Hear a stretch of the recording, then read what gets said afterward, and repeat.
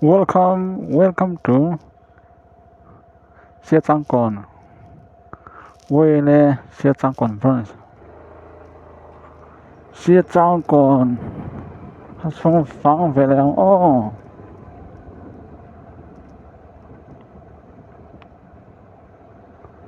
Siết Giang Còn hết. Long Trai District. Không nè.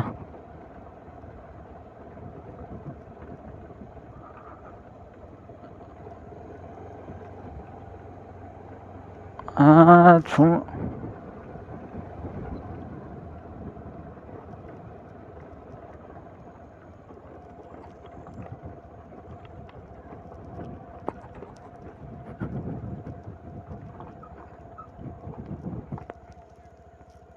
khi lại về là hiện phong bụi trắng mình sẽ làm tăng sáng bền khá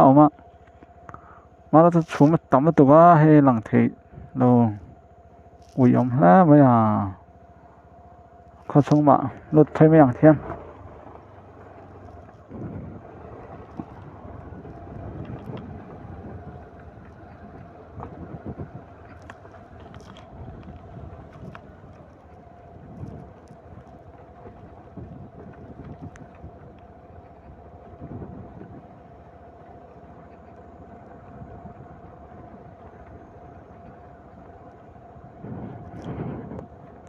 cả công hệ xem về ra chốn thả rất là hệ mà đó số anh làm mấy tờ chia luôn tàn phá phải ông lót tục xuống đi thành lò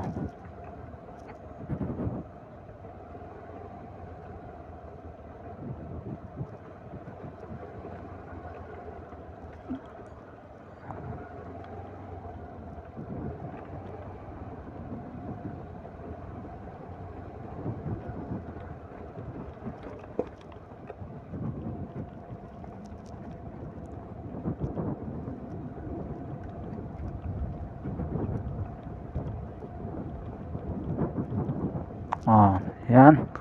có xong anh lột trần vẽ chia chứ khăn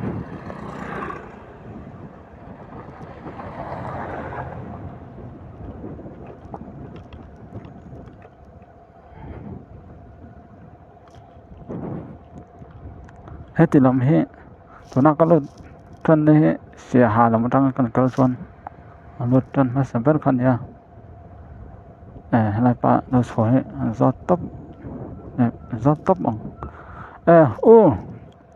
thế sang còn hệ in hệ em sát nghe nhàng nè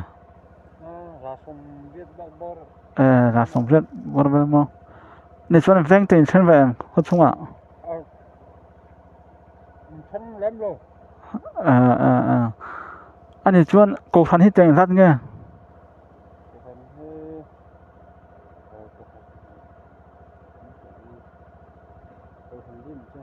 cổ phần đi mà còn lắm tôi có nghe thì đơn đây đó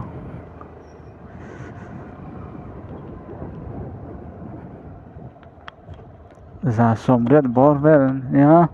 cổ phần đi veng chua chân lỗ tia veng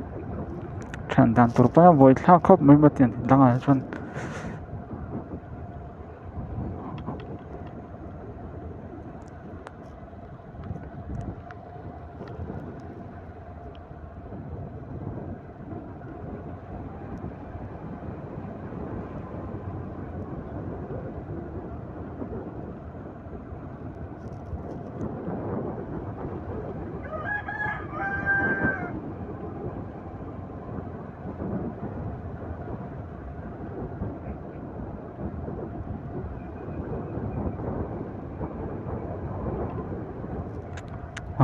so là sân biết in điện rất mấy anh sặc ai mắc so nó giấu đi đâu á biết nghe này đòn này anh điện khóc mà hết lại bazar còn tìm anh cho đọt bắt tắm lại cho nên cái vây làm hệ cỡ dễ hiện tu sum pui ma va chok le a chon he tla han sai bot an tara sat lung phe vom buk he vom buk hi ding lam he sat lung phe so ma in tam khop ma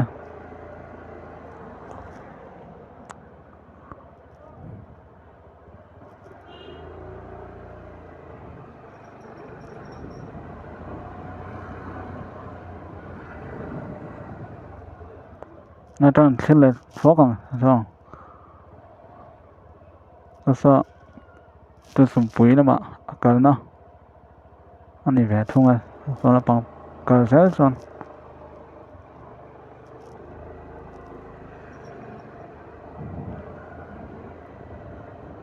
he kho chung he an tao la he a phai khop ma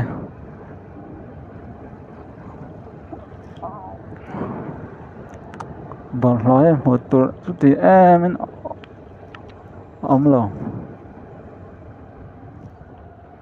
he na pang ho ti hen an chon thok ma da chu he bol lo he what net bet thak khop mai ne he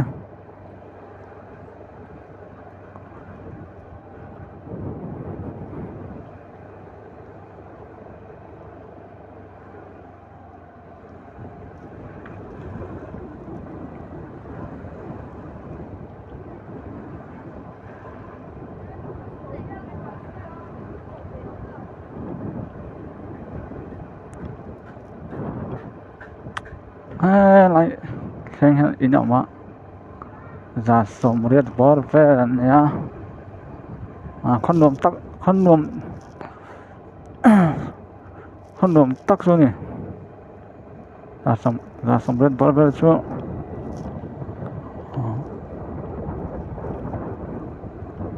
lang tan chon khóc bụi về khóc mấy nhỉ khăn chưa trang còn số anh lên xong in căn lệ thung ạ số tầm phải sao còn nào khăn top nào xem mèo lệ xong in thấy nè ngã xong lại phải sao còn về xem khá sản ngã anh được tóc phát anh được tóc lại phát mấy đó nè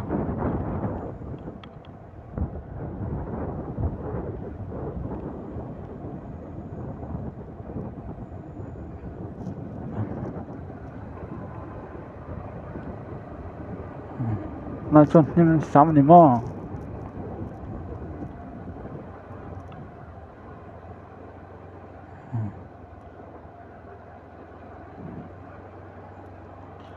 chưa trang còn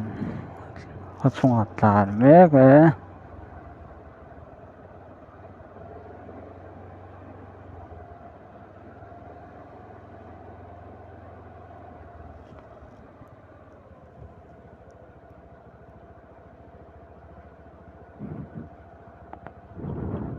ven chỗ